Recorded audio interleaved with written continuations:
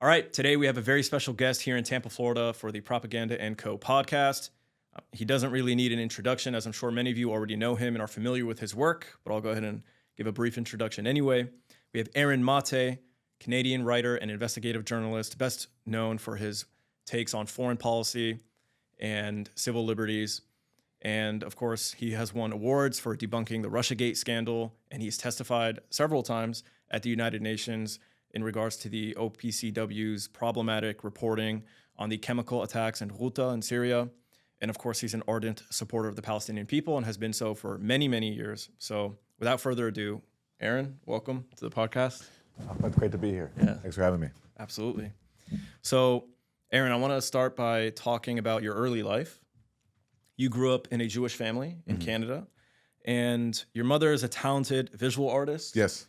Your father is a well-known doctor and therapist. Is Yeah. that how to characterize him? Okay. Can you tell me about your upbringing as a young Jew, not Zionist, in Canada? What was your life like? I grew up in Vancouver. My father comes from Hungary. He was born just before the Nazis occupied Budapest. Barely survived the first year of his life, was separated from his parents. And that experience of the Holocaust, where his great-grandparents were killed, shaped our whole lives. The trauma of the Holocaust, the legacy of the Nazi extermination of tens of millions of people. We grew up in the shadow of that. It certainly had a big impact on my father's entire life. The trauma from that. And from that, though, our family developed a very strong sense of justice and wanting to prevent that kind of suffering from happening ever again. And so it's that background that I think animates our concern for the Palestinian people, especially when their oppression, their occupation is done in our name as Jews. And so that was just always around me growing up. Even though my family, my broader family, does have a historic involvement with a Zionist summer camp. And I did go to that Zionist summer camp as a kid, simply because that's just where my whole family went. It's where my uncles met their wives, and it's where my father went too. My dad had an early awakening when he was in his early 20s, he was a Zionist youth group member, and he was asked to debate someone representing the Palestinian position. This was in 1967, when Israel conquered the West Bank and Gaza and Sinai, Golan Heights. And so he decided that if he's going to debate the issue to represent the Zionist cause, he should learn about the other side. What does the Palestinian position say? He did some reading, and then he realized pretty quickly that the Palestinian side was right.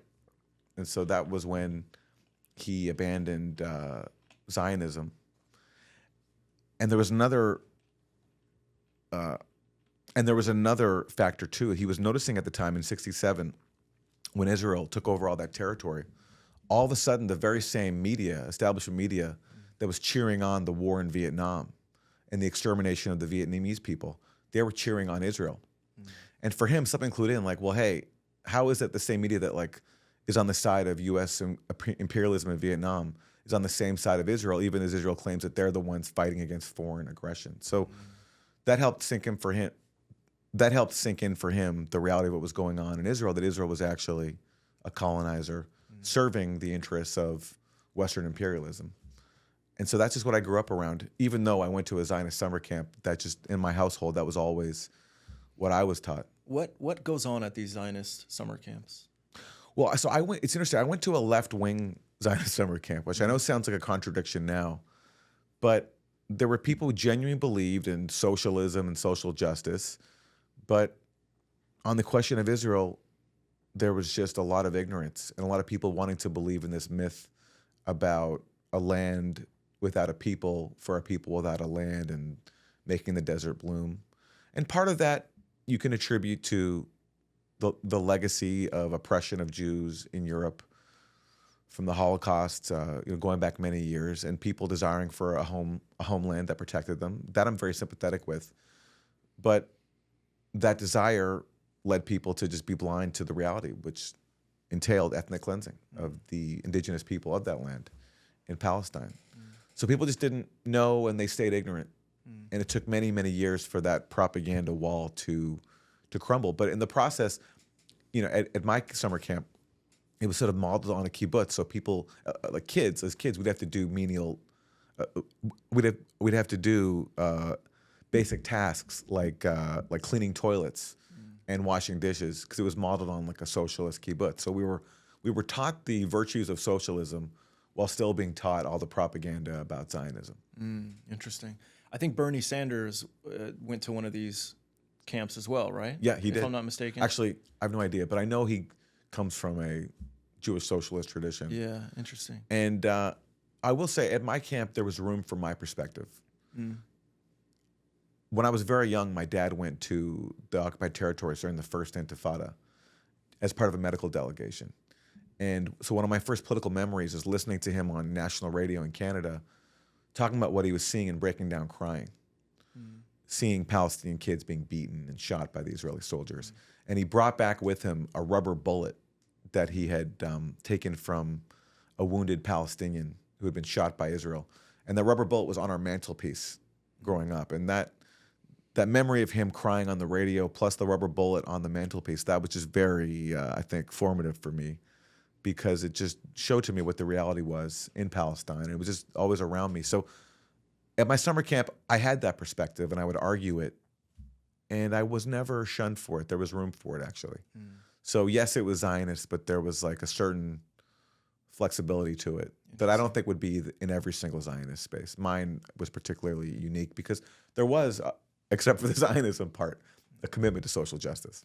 Can you talk a little bit about Israel in its founding was more leftist and socialist than it was conservative and right-wing like it is today? I think a lot of people imagine incorrectly that like Ben Gvir and Bezalel Smotrich, that these guys have like made up Israel's government forever. And that's just not the case. So can you talk about, I guess, the early years or like around the 60s, 70s, 80s, what Israeli politics looked like, how it was diverse, right? There was leftist and socialist principles and not so much anymore today.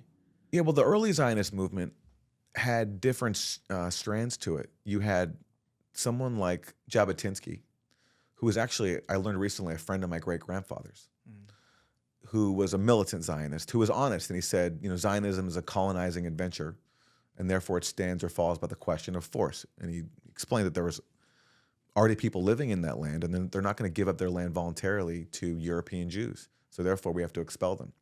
That was the honest strain of Zionism, the militant part. But then you also had people like, and this is going back years before 1948, people like Ahad Hayam, he called himself a Zionist, but he did not believe in a Jewish state. He believed in some sort of Jewish national home, but not one that privileged Jews over everybody else. And he called himself a Zionist. And that's the part of Zionism that I'm still sympathetic with, and people like Noam Chomsky were sympathetic with, because how can you fault someone for, especially people that experience persecution, for wanting a homeland of their own that just protects their national identity? But of course, it shouldn't come at the expense of the indigenous people of that land. And there's no reason to have a Jewish state in Palestine. It could be just somewhere, like, I don't know, Long Island or something, where Jews can have a place that protects their culture. So that part of Zionism, I'm sympathetic with. And then you have people like David Ben-Gurion, the founding prime minister of Israel. He was secular. I don't know if you'd call him a leftist, but he was secular, and certainly wasn't a religious fanatic. But he too also he was the kind of tactful Zionist where he wasn't as honest as someone like Jabotinsky, where he would say in public, yes, we're going to accept partition, but privately he would write, we're going to define the borders of our own state because this land is ours. So, and there was a socialist component to it. And so you had kibbutzes, which tried to, practice socialist ideology where everybody works on the land and makes the desert bloom. And someone like Noam Chomsky, he went and lived on a kibbutz very early on after Israel was founded. So that was a strand of it. It wasn't the dominant one, but certainly Zionism back then was a lot different than it is now, which is just now totally on the extreme right. And what's left of the left in Israel is pretty much non-existent. If we can talk about the Holocaust briefly, Your father survived the Holocaust. Your grandparents were killed in the Holocaust. My great-grandparents were Your killed. great-grandparents were killed, excuse me. Now, obviously, there are a lot of people on X who call into question what actually happened during the Holocaust. They do so for different reasons. The Groypers, anti-Semitic folks. Yeah. What do you have to say to these people that call it into question? If you're a Nazi or an anti-Semite, then that's what you are. You're going to be a denier of the Holocaust. It's just what can I say about that? It's like like Noam Chomsky has a saying that to even enter into a debate with a Nazi or a Holocaust denier is to lose your humanity. In the same way, I feel that to debate the death toll about Gaza with a Zionist who denies this mass slaughter of children is to lose your humanity. So I just don't spend any time on it. Norman Finkelstein has a line about the actual death toll. He's like, whether it's 6 million or 5 million or 4 million, what does it matter? Like, the point is, we know, it's pretty documented, there was a deliberate extermination campaign against Jews and Poles and many other groups during the Nazi Holocaust. So whatever the exact number is, it doesn't matter. The point is there was a genocidal intent and there was a genocide. A lot of people were slaughtered in a industrial way. In gas chambers, including my great-grandparents. So, and then look, if I come across someone who's coming at it from, say they've lived under Israeli occupation their whole life, and they've only known Jews, the Jewish state, as colonizers and aggressors, can I fault them for dabbling in anti-Semitism or question the Holocaust? No, because they don't know Jews in any other way but the people who've stolen their homes, stolen their water, bombed them, killed their family members. And so, there I can understand where it comes from. And I just would hope in that situation I could meet someone and show them that actually not all Jews are colonizers and that there's, and in fact, that it's Israel that is emulating the Nazi state. And so, and not that the Nazi state didn't exist and didn't carry out the horrific crimes that it carried out. I watched a YouTube video between you and your father and your brother where you discussed what it was like to be a pro-Palestinian Jew. I've been to a Jewish Voice for Peace conference, but other than that, I hadn't really been given a window into the world of an anti-Zionist Jewish family before this video. So it was interesting for me to experience. Can you tell us more about that discussion that you guys had on YouTube and why you decided that it needed to take place? Well, this was early on in the Gaza genocide, a few months in. My brother and I were in town for my father Gabor's 80th birthday, and we just decided that at minimum, what actually our only goal was for that video was just to show Palestinians that they have allies, that they're not alone, that there are Jews who support them. We don't expect to change anything, to have any impact on policy, but it's so important as a people is undergoing a genocide, a new Nakba, in fact, a worse Nakba than the original one, I think, to know that at least in a society that is funding, enabling the genocide, in which you have a media establishment that is just laundering Israeli lies constantly and repeating all the Israeli propaganda, that there are people who are seeing through it and willing to call it out, and who are not just Palestinians, that they're not alone. That was the goal of that video. And yes, we do also want to reach North American Jews, because I do think that if there was a shift in North American Jewish opinion, that would make a difference. Because let's face it, as Norman Finkelstein says, there is a Zionist billionaire class. They do have a very big influence. They're very influential in media, in all facets of culture. They were able to get college presidents fired at major schools simply because these college presidents, in their view, didn't sufficiently crack down on anti-genocide protests. So we do also want to try to reach North American Jews who have been raised a certain way, who have been flooded with propaganda about Israel, who've been lied to constantly and misled, whose emotions have been manipulated to basically make their sense of safety and Jewish identity synonymous with an apartheid state. And we want to pierce through that and do what we can. And my father especially, Gabor, being a survivor of the Nazi Holocaust, being a well-known author and doctor, he has a certain reach and a certain authority with people that comes from, it's not fair, but it comes from being Jewish and being a Nazi survivor. So when you have that background among certain Jews, there's more of a willingness to listen to you as opposed to someone else saying the exact same thing. So we just wanted to try to reach people. And at minimum, even if we didn't convince a single Jewish person, at least let Palestinians know that they're not alone. I found that conversation to be interesting, hearing about like just the difficulty of being an anti-Zionist Jew, the threats that you guys would get or the hate you would get from people who like view you as traitors, essentially. And it sounded to me like there were many other Jewish people in the North American Jewish community that were against Zionism but don't feel comfortable coming out and expressing it.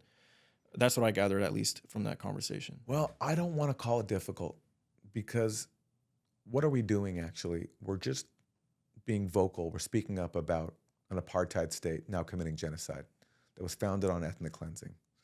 All these horrific things in Israel's origins right up to the present. So what should be difficult about speaking out against that? And why is that even admirable? Would we applaud a Nazi for speaking out against the Nazis? No, they're just being a human. So I don't want to say that it's difficult or particularly honorable. It's just our duty as human beings of conscience.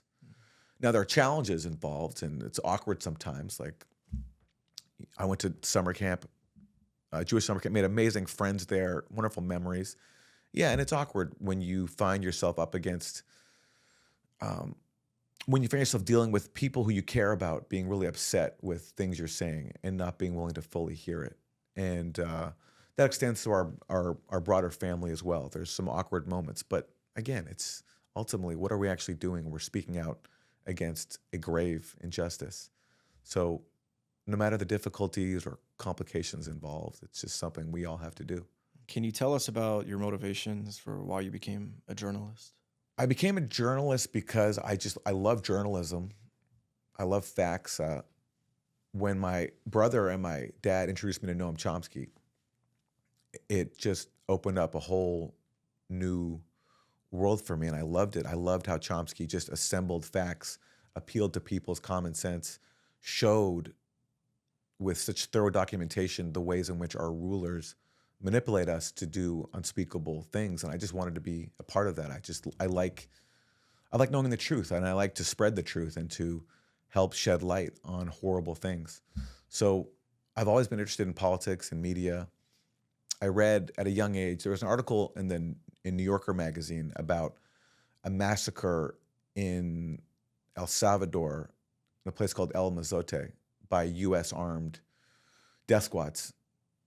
And I remember comparing that to I grew up in the 80s and 90s, and I remember, like, it was a very jingoistic time. And I just remember comparing what I was reading in this article by Mark Danner, I believe it was by, with what was presented in the media. And I saw very quickly the contrast and how easily people are fed lies. And I just thought that was such a huge noble service to humanity to give people the truth so they know what's being done in their name, and to speak up for people who have no voice, who have been silenced literally with murder at the hands of forces armed by our governments. And I just wanted to be a part of that. So I went to a school in Montreal called Concordia, and there I was there when I was there when the second Intifada broke out in 2000. And on my campus at Concordia, there was a really active Palestinian student group. And I was just so inspired by how they mobilized, how they organized together, and with very little resources, were able to have an impact, to spread awareness about what Israel was doing, to have an impact on student government, and to stand up against really cynical people in the Zionist movement who were trying to silence them. And at that time, there was a lot of Islamophobia, which of course ramped up when 9/11 happened. Mm-hmm.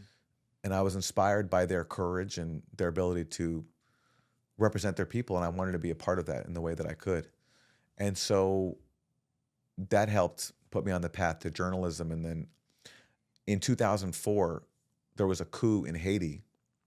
And I'd always been interested in Haiti after reading people like Noam Chomsky and Paul Farmer, the first free country in this hemisphere, founded by slaves and punished for its freedom by France and the US. Like, after the Haitians rose up and freed themselves, France and the U.S. teamed up to basically punish the people of Haiti. Ever since 1804, Haiti had to pay reparations to France for its freedom up until the Second World War. And I was always so inspired by that, and inspired by the people's movement electing someone that came from their movement, Jean-Bertrand Aristide, in the early 1990s, and then knowing he was overthrown by with the backing of the U.S. And then in 2004, he gets overthrown again. And this time Canada, where I'm from, was involved.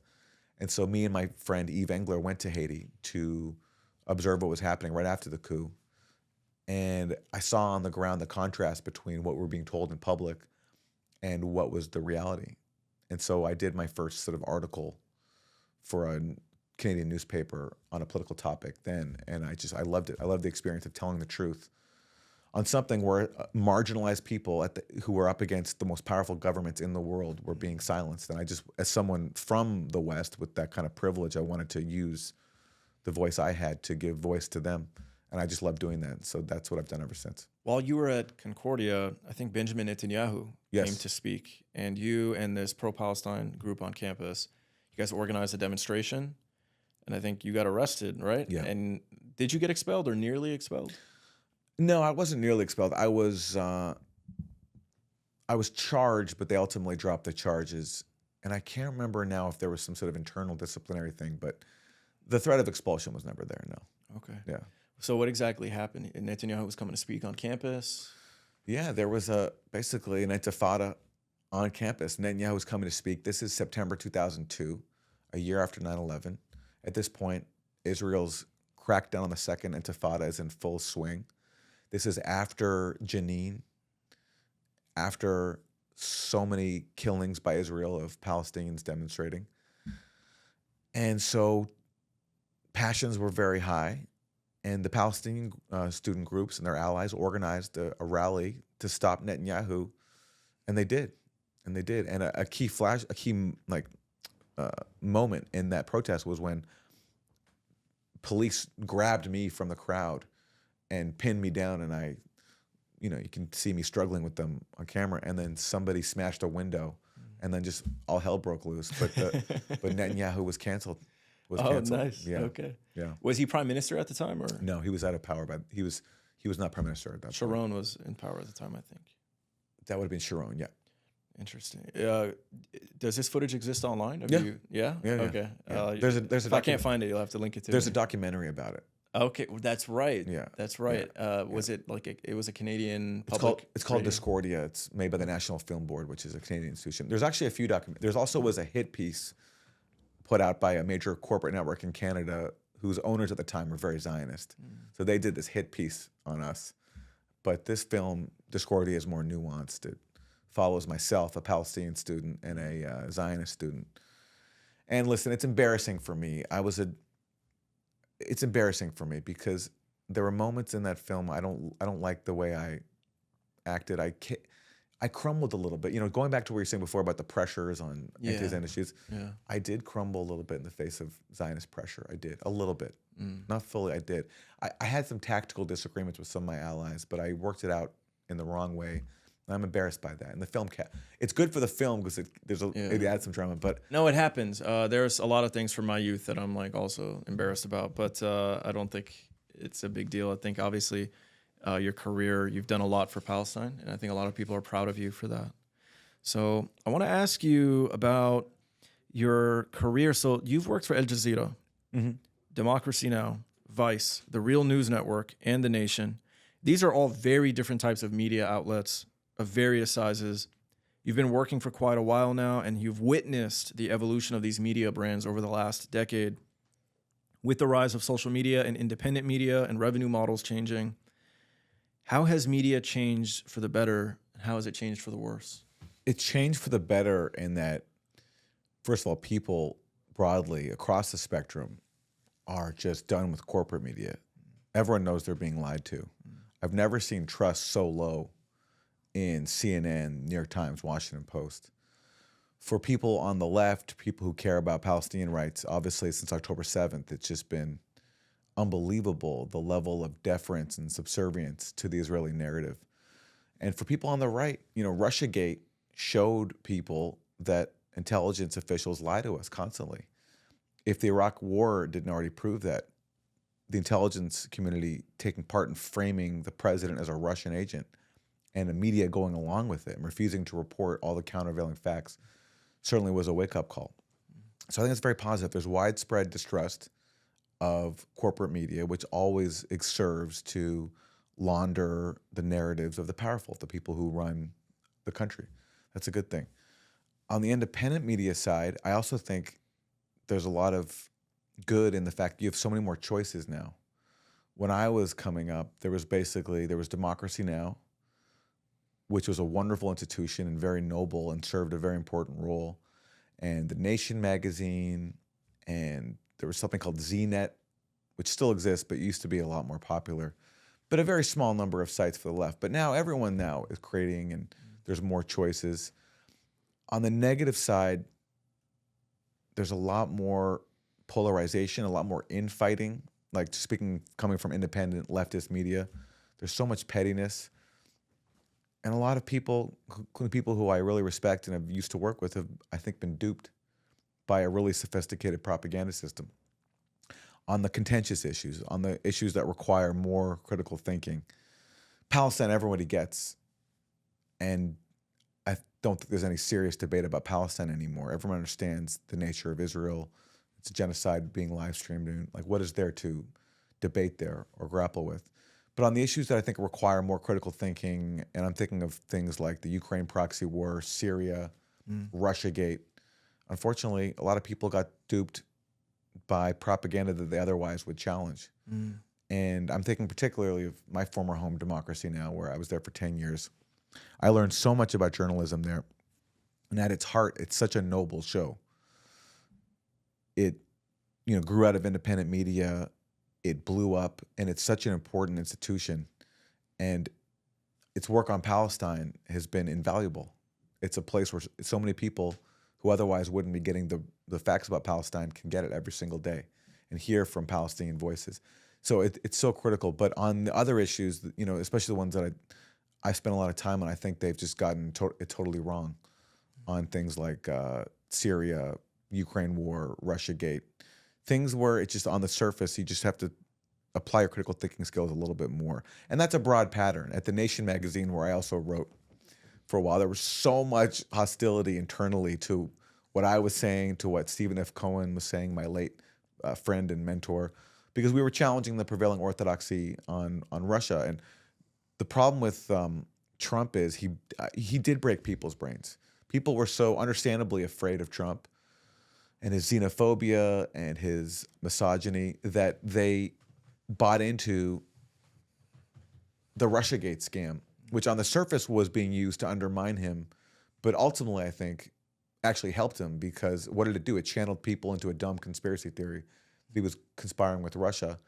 And so I think to the detriment of both journalism and actually progressive causes, people were swayed to go into that. And those of us who challenged it were ignored. They just didn't want to hear what we were saying. And so that's too bad that there's been, I think, a decline in critical thinking skills in some areas of the left. But I think it's been more than compensated by the explosion of other outlets that have come along to take the place of the major institutions. Like, I'm biased. I work with the Gray Zone, Max Blumenthal. He's filled a huge void by speaking up about Palestine for a long time now. And same with Electronic Intifada and Mondo Weiss. And content creators like yourself who have helped spread really important journalism to way more people who otherwise wouldn't see it, because they don't read and they don't have the time to read and the interest. And people like you make these really catchy, engaging videos that reach a lot more people. And that to me is another exciting part, is we didn't have that before. Now we have social media videos that can really inform people in a very short amount of time, which people don't have anymore because everyone's attention is consumed by so many different factors. I'm assuming, obviously, you prefer the Gray Zone over all of the different places you've worked for in the past. But if you could work for one of them again, which one would you work for? Well, I mean, Al Jazeera, I was a producer there for about half a year, and I loved being in a global newsroom. It was very exciting. You're working with all these people, really sophisticated equipment, a studio, a massive global reach, and that's cool. But honestly, the one closest to my heart is Democracy Now! Because I grew up on that show and it informed me so much. And there's something personal to me about the direction it's gone in that I really don't like. You know, they bought into Russiagate. They brought on as their top Russiagate guest, not me, but a conspiracy theorist, a journalist who even claimed to possess secret evidence of Trump-Russia collusion. I don't want to name them because I don't want to name people who aren't here to defend themselves. Yeah. And it doesn't really matter anymore because Russiagate's over. But so they were duped by things that otherwise they would be challenging. So how does that happen, especially given that you worked for and there's a connection, obviously? You could have, maybe had a conversation with them behind the scenes, which I'm sure you've already had. Yeah, I've tried. It's just there's not unfortunately, the people who make the top editorial decisions have gone a different direction. And, I've tried. So I make I make my criticisms publicly in the hopes that, and my hope is still that, like I do believe in democracy and I do believe that the public, if informed with the facts, can, make, common sense decisions. And that's what I'm hoping is that Democracy Now! Will hopefully listen to the members of its audience that feel as if it's gone in a different direction and can reclaim fully across the board the noble spirit that it was founded on and has always pursued on so many other topics. I just think on certain issues, like, again, dealing with militarism, also China as well. They bought into the Uyghur genocide narrative, which I just think is evidence-free. The basis for it is Mike Pompeo, not exactly a friend of Muslims, and Antony Blinken, same thing, declaring that there's a genocide and relying on Christian bigots like Adrian Zenz, who's from a group called Victims of Communism, which is one of these Western government-tied and funded groups that exist to spread propaganda by designated adversaries. So buying into that, buying into all the Ukraine proxy war propaganda, that if you go back to Democracy Now! 10 years ago, after the Maidan coup, we were challenging. Stephen F. Cohen was coming on to challenge the coup. And Stephen F. Cohen, the last years of his life, was never invited on Democracy Now! Because they went in a different direction editorially on the same issues that they used to be at least having him on to discuss. So it's too bad. So the one closest to my heart is Democracy Now! Because I love that show. It means a lot to me. I learned so much from it, even before I worked there and while I worked there. And I believe it has a noble spirit. I just believe the fact that it's gone in a direction that serves power rather than challenges it speaks to just what a sophisticated propaganda system we have. There's no corruption going on there. There's no one saying, say this and I'll give you money. It's just we live in such a powerful propaganda system in the West that there's enough, just people are flooded with a certain message. And there's also this subconscious understanding, what Chomsky and Herman in Manufacturing Consent called the FLAC mechanism, where you sort of subconsciously intuit that if you go in a certain direction, if you challenge this certain narrative, like for example, Syrian government chemical weapons use, or whatever it is, the dominant narrative at the time that is like you just cannot cross, or the Hamas mass rape hoax, that you're going to be canceled, marginalized, and you're going to get flack. And for some people, that's enough of a subconscious incentive just to ignore reality and not do your job as a journalist. I see. Speaking of the Uyghur genocide, I'm going to have a guest on in a week, Arsalan Hidayat. This is a guy that I'm sure you know if you see his profile. Max posts about him a little bit. He accuses him of working for the CIA. Well, is he with a group that's funded by the NED? I believe so, but this is him. But I'm bringing him on. We've been talking about having a discussion for a while, but he's going to come talk about the Uyghur genocide. And obviously, as a Muslim, I'm sympathetic to the plight of all Muslims around the world. At the same time, though, I don't know that it's a genocide. So I'm talking to people like you. I'm going to talk to him. He's going to tell me, what's going on. I've talked to Jackson Hinkle about it briefly, but Jackson Hinkle, I wouldn't really say is an expert on the topic. Either am I, but I know what a genocide is. Yeah. A genocide is not a term you throw around lightly. Right, especially after the last year in Gaza. Exactly. That's a genocide. The Nazi Holocaust, that's a genocide. In the case of China and Xinjiang, there's repression. I mean, that's what I can see from afar. There's repression. There's been a crackdown. But the crackdown happens after you have a number of terrorist attacks by separatists in Xinjiang. And China cracked down by establishing these camps and vocational centers where basically, unless you go to these trainings, you're going to get jailed. That's a harsh crackdown, and there's repression involved. But to call it a genocide, to me, is insane. It's an insult to people who actually suffer from a genocide. And look just how quickly Mike Pompeo and Antony Blinken labeled this one a genocide, but not Gaza. And how can you even compare the two? Even before the genocide in Gaza began, the treatment of Palestinians in Gaza, I think, was far worse than Uyghur Muslims in Xinjiang. Xinjiang people had the freedom to leave. They weren't living under a murderous blockade in which the occupying Israeli army controls what comes in and out, including food and medicine. So I don't understand how people can still cling to this genocide claim, especially when the sources for it are groups that are funded by the National Endowment for Democracy, which is the notorious CIA front. They fund programs that destabilize targeted governments, and it's obvious what the aim is for. They want to use this issue, just as the CIA does this everywhere. They find a wedge issue in a country that can destabilize it. And in the case of Xinjiang, you have repression. And look, just compare the two responses. The U.S. suffered a terrorist attack on 9/11. What was the response? They launched like half the exactly. the Middle East. Yeah, Xinjiang suffered a number of terrorist attacks. What was their response?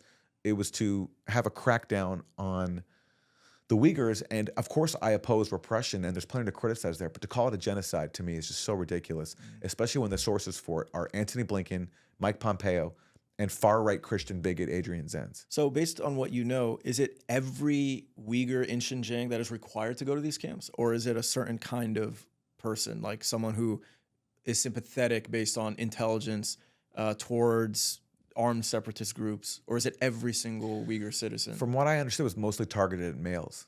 And certainly in a sweeping program like this, you're going to have innocent people, mostly innocent people caught up in it. And it's a form of repression. And I'm fine to oppose it and criticize it. I'm just not going to call it a genocide. These camps, do they still exist? And if so, what happens in them, these vocational camps? From my understanding, there's like what China calls de-radicalization training and also training in jobs.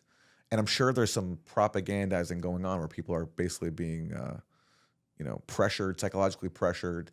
And maybe there's even physical abuse for all I know. All I know is I don't trust Mike Pompeo and Antony Blinken and the sources they fund as impartial. I'm certainly not going to take their claims on faith. I have a relative who recently moved to China. He lives in Chongqing, I think is like the 4th largest city. And I was surprised. He told me like there are mosques, I fast here, I pray here. And then I found out from other friends that there are a lot of Muslims living in China and Islam is openly practiced in China. Yeah. And that's surprising, I think, for me and many other people when they hear it, because they think with the Uyghur genocide that Islam is just hated. But what I've come to understand is that China doesn't really have a problem with Islam, but they do have a problem with an independence movement that is seeking to break away from China. Sure. Now, whether or not they have the right to do so, that's up to them to decide. If they want to do it, fine.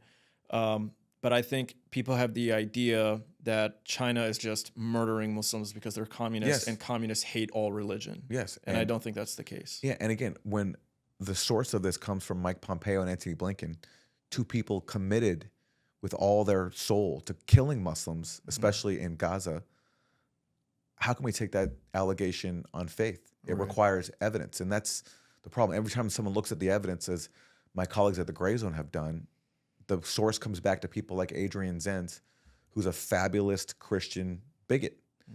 And I'm sorry, I'm not going to take his word. And I'm unfortunately, outlets like Democracy Now! Have had him on as an expert, and we're being duped. And for obvious reasons, is because China is a geopolitical adversary. And of course, there's repression like there is everywhere. But that's what the U.S. does when it wants to weaken an adversary, is they pick an issue that can divide a country and they exploit it. And that's why there's all this money invested in Uyghur groups by the National Endowment for Democracy. It's so obvious. The CIA and the NED are not spending money supporting Palestinian civil society because they don't care about Palestinians. They don't care about the Muslims there. I hope people can see that now. And yeah, we're not hearing as much anymore about the camps in China because there was an article in the Associated Press not too long ago saying that the camps are no more. And I've never been to China. I don't know very much about China. I'm happy I don't live under the Chinese government, to be honest with you. We have a lot of freedom here, which I really appreciate. And I wouldn't want to live under the Chinese system. But it's not my place to tell China how they should govern. Because I live in the West, so it's not my business, and certainly not the business of our governments to fund groups in the hopes of dividing a country in supporting independence movements because that serves our geopolitical goals. Yeah, I'm going to have Arsalan on and hear more from him. I'm still learning about it. I think the history, I think prior to the beginning of the 20th century, the area was known to the indigenous as Turkestan. But then they came under the fold of the Chinese government. I don't know if it was through conquest or I'm sure probably through military power. I have to do more research. But yeah, my understanding is that the people still would like to see an independent state and they see themselves Central Asian, Turkic. And that's their right. That's yeah. perfectly their right. They have every right to fight for that. Yeah. Not our right, though, to come in and meddle and instigate for the goal of undermining a geopolitical rival. Right. You know, again, going back to Russiagate, when Russia was accused of putting out social media bots and stealing Hillary Clinton's emails, there was a national freakout from our elite who's called, you know, how dare they meddle in our pristine democracy over some dumb social media posts and emails. So if Russia doesn't have the right to post some social media content that nobody sees or cares about here, what right do we have to spend tens of millions of dollars funding separatist movements abroad? Right. So speaking now about Russiagate, you won an Izzy Award for your reporting on the Russiagate hoax. It's hard to believe now that was almost a decade ago, but with Trump back in the White House, can you tell us about your reporting on that story and how it affected the political and media landscape in America? Well, during the 2016 presidential campaign, the Hillary Clinton camp decided that they wanted to frame Trump as a Russian agent. And they paid a firm called Fusion GPS, who in turn hired a former British spy called Christopher Steele to write up a dossier full of conspiracy theories, which was then handed to the FBI in early July 2016. And a few weeks later, the FBI opened up an investigation of the Trump campaign for conspiring with Russia. The FBI claims that the Steele dossier had nothing to do with their decision, but the predicate that they based the investigation on is ridiculous. And it's so obvious what was going on. Victoria Nuland, who was serving in the State Department at the time, longtime State Department bureaucrat, neocon, married into the Kagan family, a family of neocons, she facilitated the FBI's receipt of the Steele dossier. And it's obvious why now, looking back. Trump on the campaign trail was talking about cooperating with Russia. He was saying things like, we don't want to get into a World War III over Ukraine. And he was running as an anti-war candidate. He was saying that we've spent all this money abroad and all we've done is create havoc in places like Iraq and Libya. And so if you're a neocon in Washington and in the Clinton campaign and you're hearing this and you're alarmed at the fact that not only is this message being spread, but that it's resonating with people, which it did at the time, you'll be threatened by that. And so the the Clinton campaign paid for the Steele dossier. People in the FBI who harbored this long time hostility toward Russia, Cold Warriors like James Clapper and Peter Strzok. James Clapper was the head of national intelligence at the time, John Brennan at the CIA. They all went along with this. And there's so much documentation now that all of them knew exactly what was going on.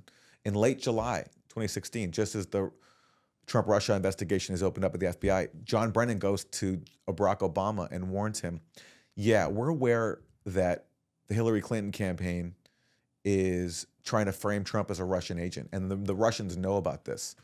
So they knew about this all along, but they all went along with it because in Washington, the commitment to maintaining the bipartisan consensus of permanent war and hostility towards countries like Russia, that just prevails. And Trump was seen at the time as an outsider who was not a suitable steward of the war machine. They didn't care that he was a bigot or a misogynist.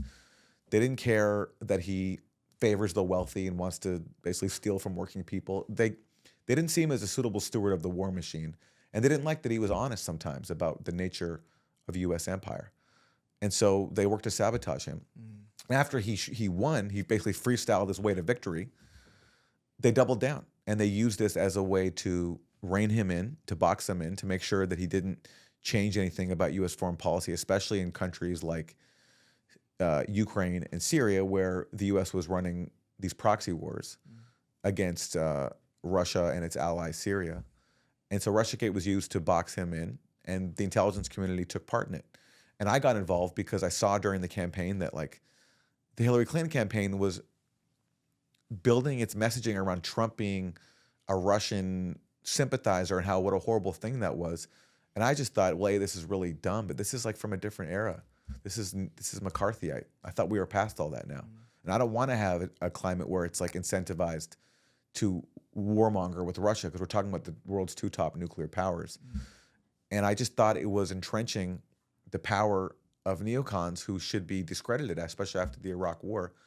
And at a time when the Clinton campaign had just sabotaged Bernie Sanders, I saw this as their way, especially after the election, to avoid any self-reflection and to hold on to the party by blaming everything on Russia rather than their own neoliberal failures, which Bernie Sanders was the answer to. Because if there was genuine reflection after Hillary Clinton lost, they would have let Bernie Sanders and his movement take over the party, because so many Trump voters I know would have gone for Bernie had he been an option for them, because Bernie had an economic populist message and was also speaking about the toll of foreign wars. So to me, this was a neocon scam by the neoliberal wing of the Democratic Party that fueled tensions with Russia, criminalized diplomacy with Russia. As a journalist, factually, it was just baseless. You could just tell from the start, if you read any of the reporting and the documents that emerged from the Trump-Russia probe, there was nothing there. This idea of a conspiracy between Trump and Russia, it was so obvious what was going on. And politically, just speaking from like a leftist perspective, it was a big gift to Trump. Because if you're Donald Trump sitting in the White House, it's a huge gift if your opposition is forming itself around a dumb conspiracy theory that Robert Mueller is going to validate. And that, so rather than challenging Trump on his actual policies, like the tax cuts that favored the wealthy, people are organizing around the television, watching MSNBC every day, waiting for Robert Mueller to deliver the smoking gun of collusion. That's what the resistance was reduced to, basically, in those early years. So politically, I thought it was a disaster. Journalistically, it was a fraud. And as a journalist, if you take your job seriously, your job is to follow the facts. And the facts in Russiagate were all pointing to the fact that it was a scam. So I decided to go all in. And I knew at the time, by the way, that this would set me on a path that I could never come back from. Like once there was, it was so pervasive and such a dominant narrative, and the people who challenged it were so scorned and marginalized. I knew that once I came out against it, that I'd be on a certain path and kept out of certain media spaces forever. At the time, I was even applying for a job at MSNBC, which I knew I would definitely not get if I went all in on Russiagate. But I was like, you know, what's the point of being in journalism if I can't speak the truth, especially about something that's so dumb and so obviously dumb? And so I went all in. I remember at the time thinking there's no way people are going to believe this. They did. And it went on for years. So long. And it was all people would talk about. Completely outrageous. It's interesting you say that they kind of used it to kind of rein Trump in, put pressure on him. It's funny because, you know, now he presents himself as like the anti-war candidate and he's against the Ukraine war, but he actively made that war possible by continuing to fund and arm and train you know, these the Ukrainian military, essentially. He exacerbated the situation. So it just, I guess, goes to show like the power of the quote unquote deep state in these forces. Doesn't matter who's president, they're going to get what they want. It was the worst of both worlds because Russiagate incentivized Trump to be hawkish against Russia. One of his kids even said that after he bombed Syria for the first time. One of his kids, I think Eric Trump, said, see, look, this shows that he's not in cahoots with Russia.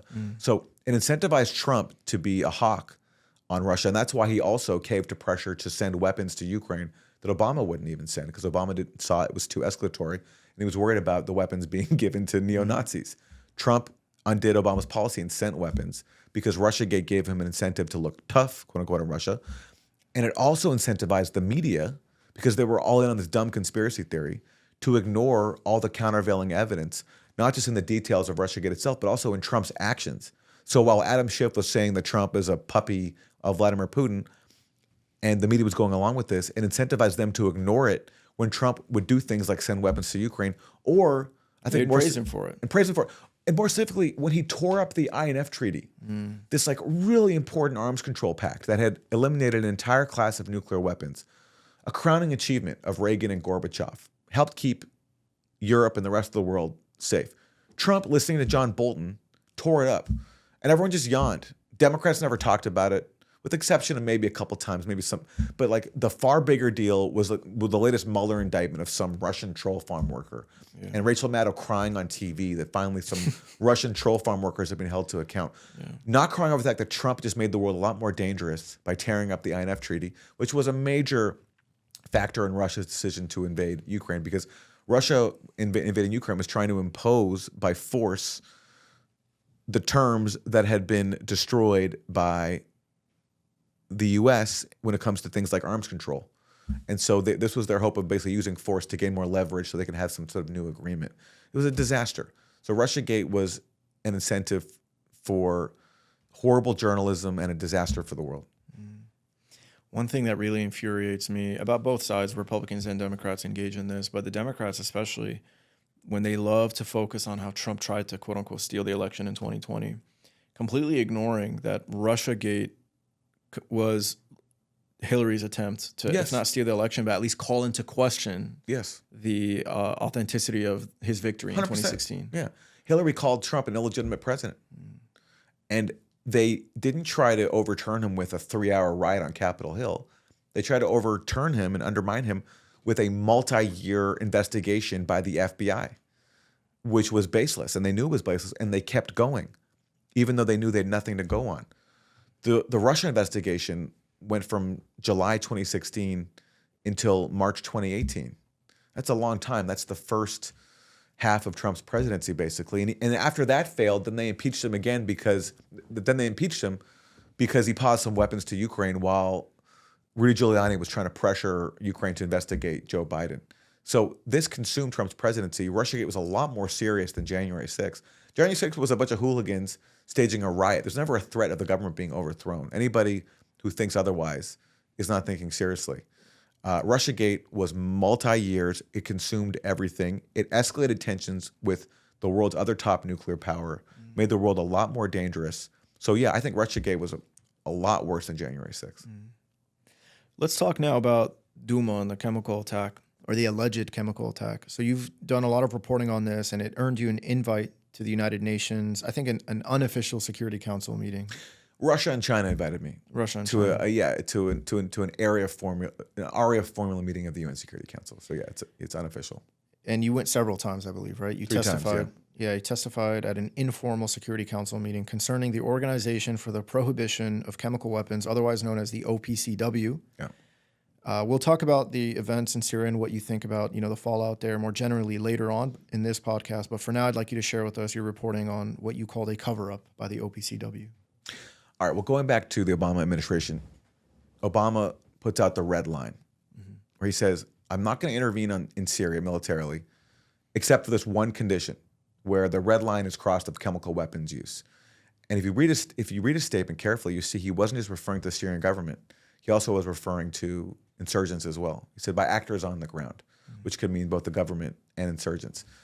But for the insurgents who are then trying to overthrow Assad, the red line was an obvious incentive to carry out a false flag, because if you're struggling to overthrow a government and you're receiving weapons from the U.S. and their allies, but not direct military support, like you don't have an air force, and then you find out there's one thing that can happen that will get the U.S. to bomb on your side, that's going to incentivize you to carry it out. There was an article in Harper's Magazine a few years ago by veteran journalist Charles Glass where a former U.S. diplomat told him the red line was an open invitation to a false flag. And that's what I believe happened on several occasions. I haven't looked at every single chemical attack in Syria, but in the major ones, Ghouta, Khan Sheikhoun, Duma. Which one was the first one? Ghouta, 2013. Okay. Yeah, and that was an actual chemical attack. There was sarin used. People died from sarin. But there's been so much countervailing evidence to that one, including James Clapper, the then top intelligence official, went to Obama and said, the evidence of Assad's guilt is not a slam dunk. And the term slam dunk, that was a deliberate reference to the term that George Tenet used when he was heading the CIA, when he told George W. Bush that the evidence of Iraq's WMDs is a slam dunk. So Clapper was deliberately invoking the Iraq WMD scam to warn Obama against bombing Syria over Ghouta. Why do you think Obama made that specifically the red line? Like, there are a lot of things to make a red line, like killing civilians is a red line, or killing this amount of civilians, or dropping barrel bombs or artillery or whatever. Why did he make it specifically about chemical weapons? Well, I don't think it was a well thought out moment. It was sort of impromptu. It was at a news conference. And he was asked about it. He was under a lot of pressure at the time, though, to do something in Syria. Because at the time, while he'd authorized the covert dirty war that most people didn't know about, he was resisting pressure to bomb militarily on the side of the insurgents. And I think the reason is obvious why. It's because he knew by then the insurgency was dominated by Nusra, by al-Qaeda and associated forces. he didn't want to act as their Air Force because he realized that the results could be catastrophic. So, and he was also under pressure. The Israeli government had been saying before then that Syria was carrying chemical attacks, and they were pressuring Obama to do something about it. So I think in response to the pressure he was receiving, as a way to sort of deflect, because I think he probably knew that Syria wasn't carrying out chemical attacks and they weren't going to, he said, this is the one thing that would change my calculus. So I don't think it was very well thought out. And certainly his aides regret that he said it because he didn't ultimately enforce it, because he didn't bomb Syria over Ghouta.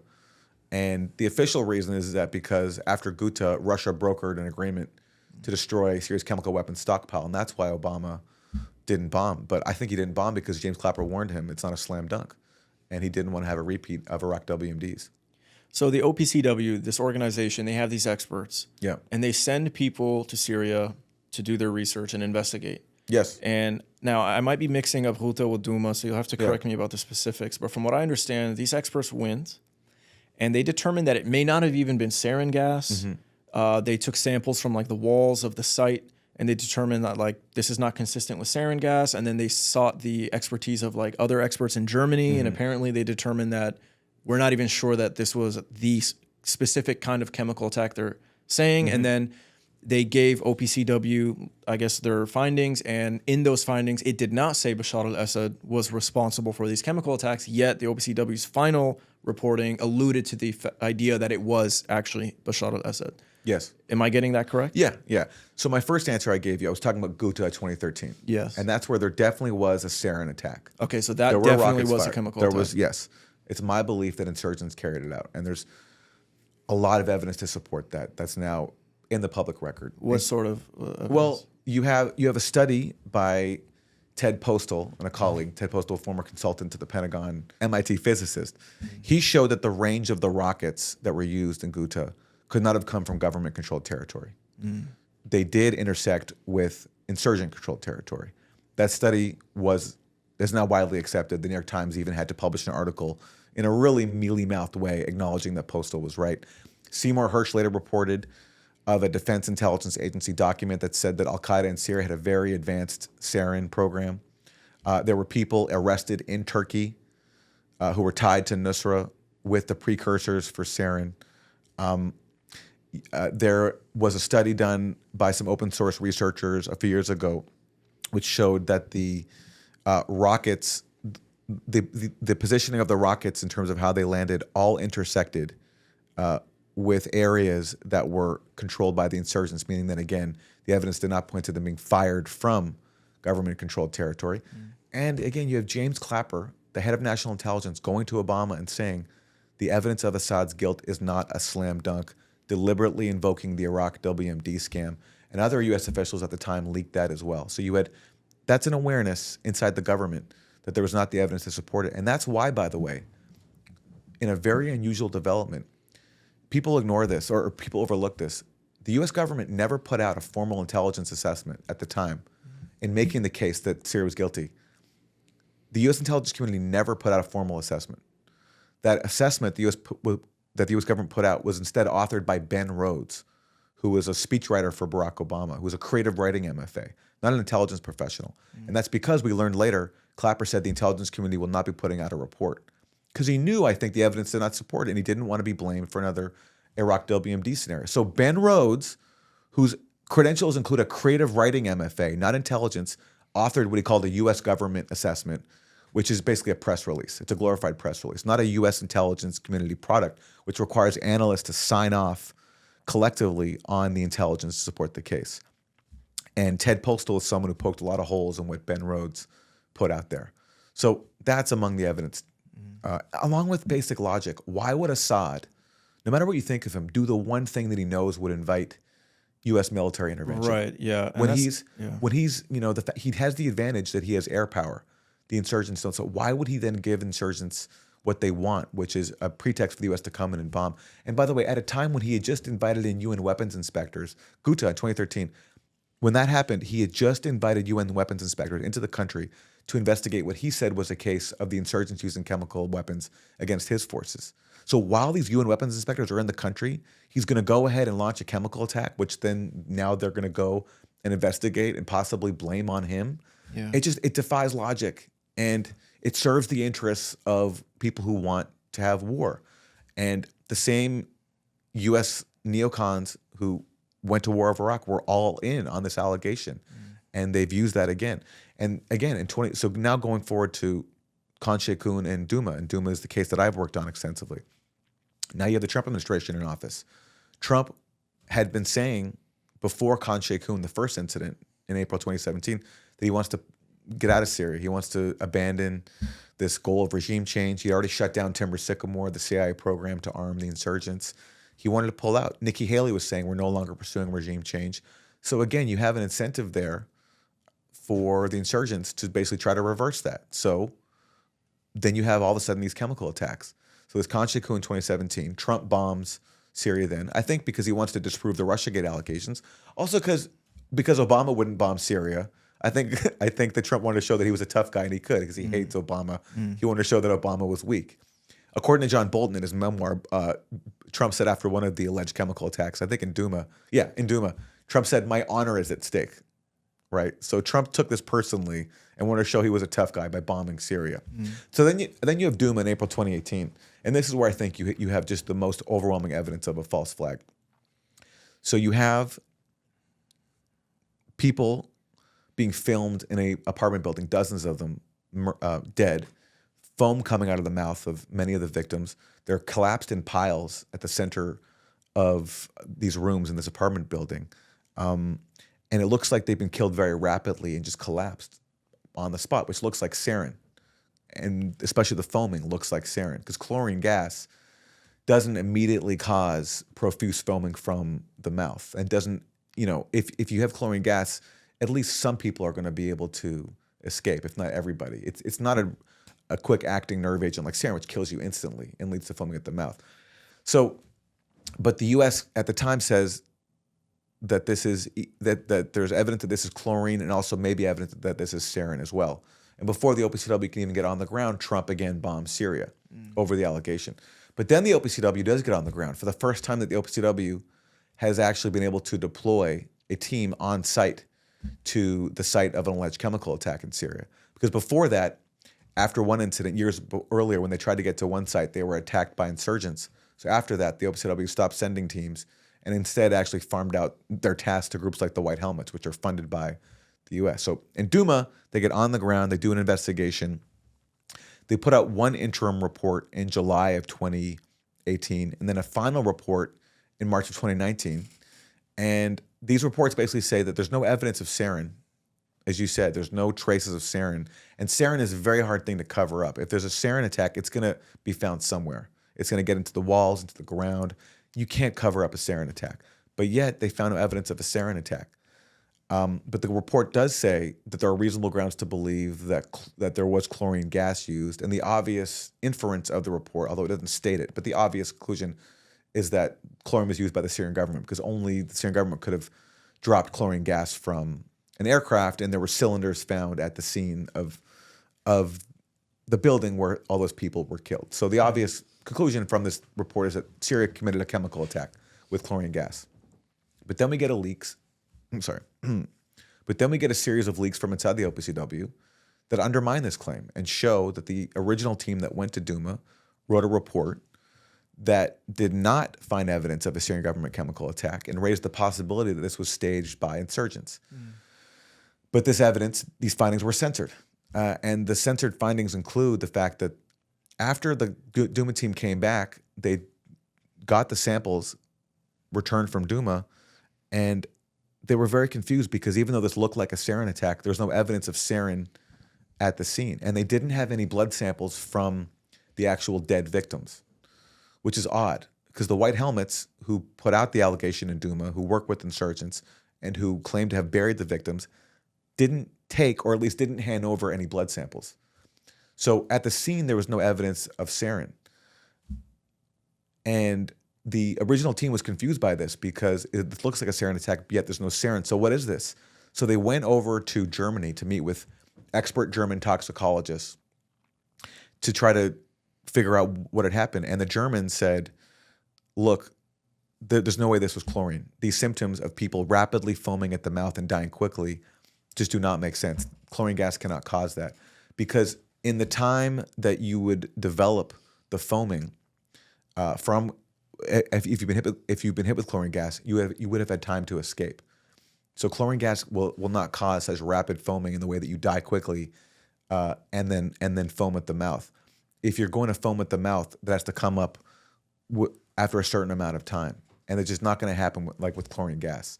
So these toxicologists ruled out chlorine gas and said we can't figure out what's going on. If it wasn't sarin or another nerve agent, we don't know what happened. And one toxicologist even raised the possibility that this was staged.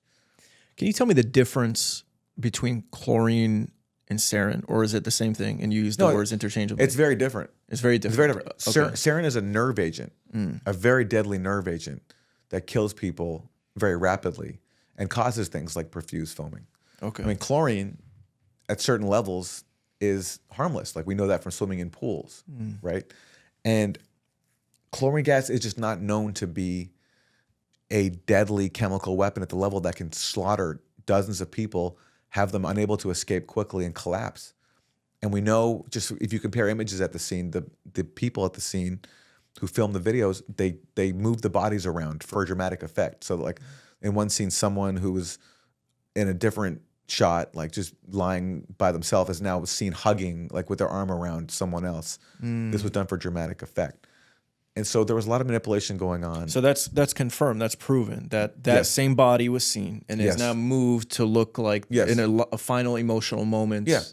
Choking to death. And there's a BBC reporter, Ram Dalati, who called this out and said this was ridiculous. And also he said that a scene in a hospital scene that happened on the same day was staged by the white helmets to make it look as if people were being treated for a chemical attack, when really they just ran in, started hosing people down and filming it and making everybody scared that they'd been suffering from a chemical attack. Now, of course, just because bodies are manipulated doesn't mean that they're not victims of a chemical attack.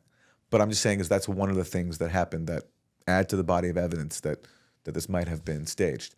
But again, to me, the main proof is in the censored OPCW findings, including the German toxicologist who said, we can't explain what happened here because this was not chlorine gas. And if there's no sarin bomb at the scene, we don't know what caused these people's deaths. And I don't know what caused the deaths. I could speculate, but I don't know. I'm not a chemical weapons expert. The way to find out would be to have a credible investigation by the OPCW, which the OPCW has refused to have. They censored the original findings. They took the original team off of the case. They brought in new people, and they handed this case off to officials who didn't set foot in Syria and who reached a predetermined conclusion, I think. And they've ignored the dissenting inspectors who've tried to have accountability.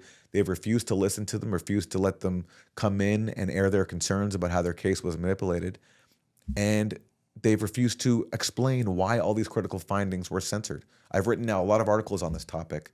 There's never been a substantive explanation of, for example, why did you erase the findings of the German toxicologist? And why did you even erase the fact that they were consulted? The OPCW team flew to Germany, which is a big deal, to consult with these people. And on the timeline of the mission, which lays out all the major investigative steps, like, May 2018, we did this. June 2018, we did that. Why was the meeting with the German toxicologists in June of 2018, why was that omitted from the timelines? Because they want to cover up what they found. So this was whether or not there was a chemical attack in Duma, it's undoubtedly confirmed there was a cover-up at the OPCW. Now, just because there's a cover-up at the OPCW doesn't mean there wasn't a chemical attack in Duma. I think, though, the covered-up findings do show that there was not a chemical attack by the Syrian government and that these people were killed in some ways that I still can't explain, and it made to look as if it was a chemical attack by the government. While we're on the subject, we might as well talk about Syria broadly now. So before I ask you about like the Timber Sycamore program, before I talk to you about how you feel about HTS coming to power now, essentially, and Jolani, earlier in this conversation, you told me that people have mischaracterized your position. So if you could take a moment to tell us exactly what is your position on Syria and everything that happened there, and then we can start talking about these specific programs and the U.S. involvement. My position on Syria is the same position I have in every country around the world, that it's not my business. I'm not Syrian. If you want to overthrow your government, if you see them as illegitimate, that's totally your business and you're right. I just don't think that the U.S. and Israel have the right to be involved and to take part in that, especially when the consequences to me have been so catastrophic. I mean, maybe in some ideal world, if there was like a a bloodless way to remove Assad and bring in someone who represents the Syrian people more than he did? Sure. I mean, I'm not going to be, I can't blanketly oppose that, but the way this was carried out to me has been a disaster. And I understand that many Syrians feel it was worth it. And that's their right. But as an outsider, I just can't sign on to the self-declared right of foreign governments, much more powerful governments in Syria, joining together, U.S., Israel, Turkey, the Gulf states, NATO states, to fund one of the most well-armed insurgencies in history, especially when that insurgency, we all know now, was dominated by Nusra. I know at the beginning things are a little bit more complicated, but that was ultimately what happened. I have friends who went and protested Assad in 2011.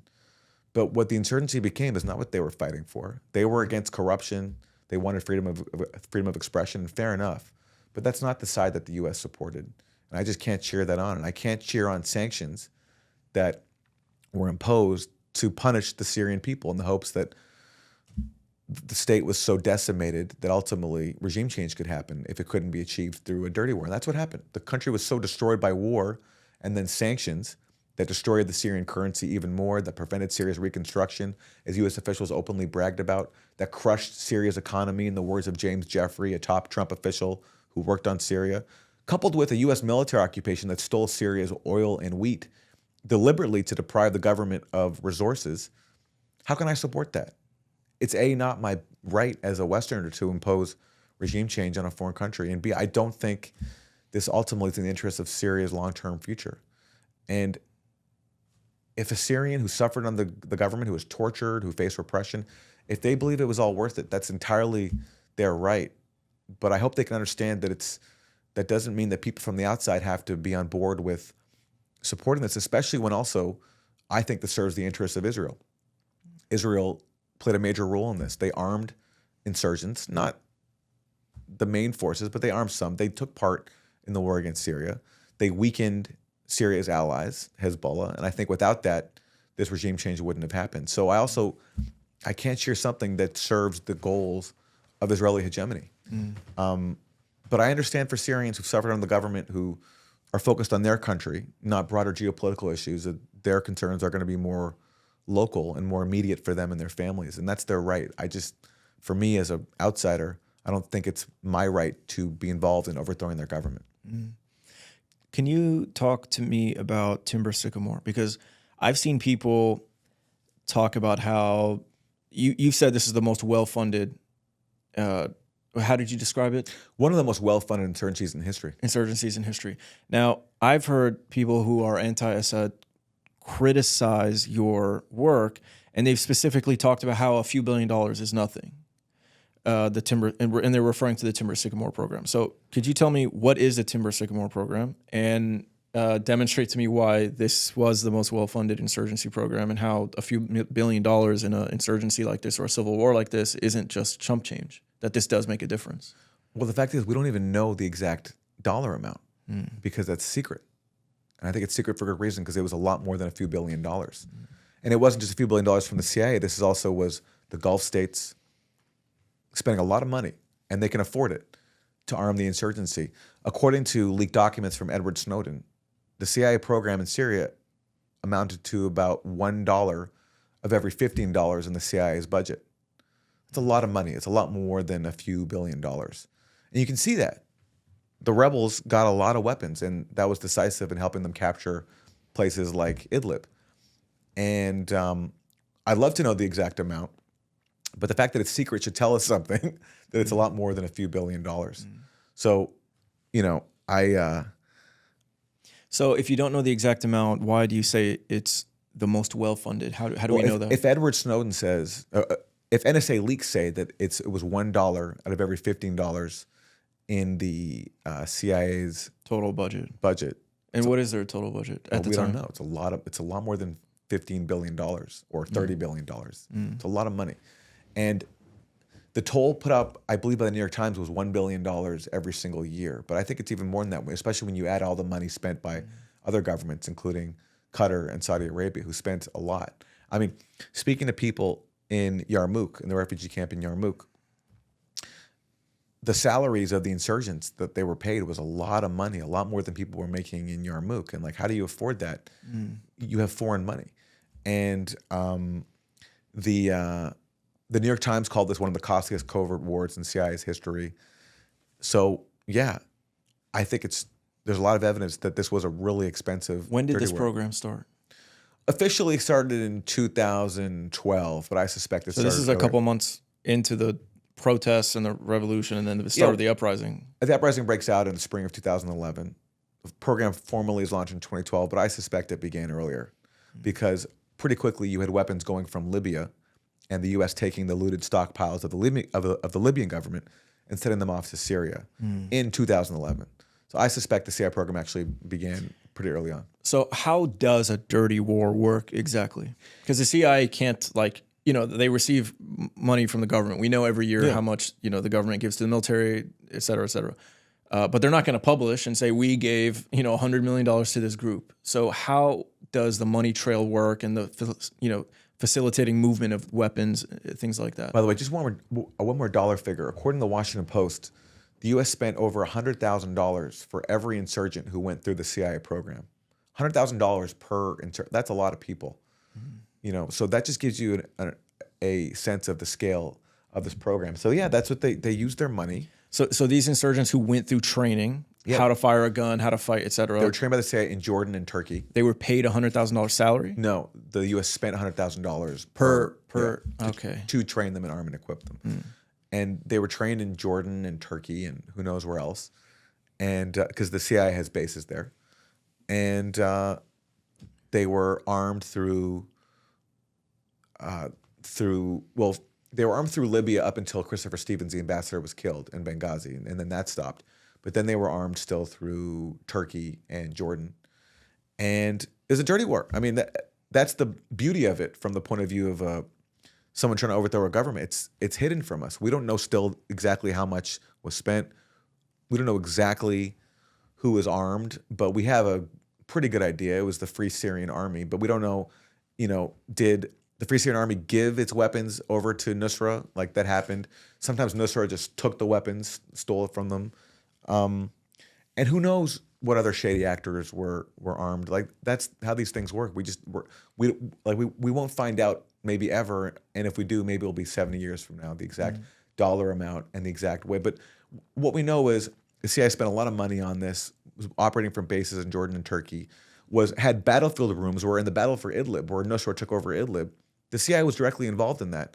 They gave tow missiles to the insurgents who fought alongside Nusra, and those were critical to destroying Syrian government tanks and helping an al-Qaeda-led force, Nusra, take over Idlib. So the CIA was basically working with al-Qaeda.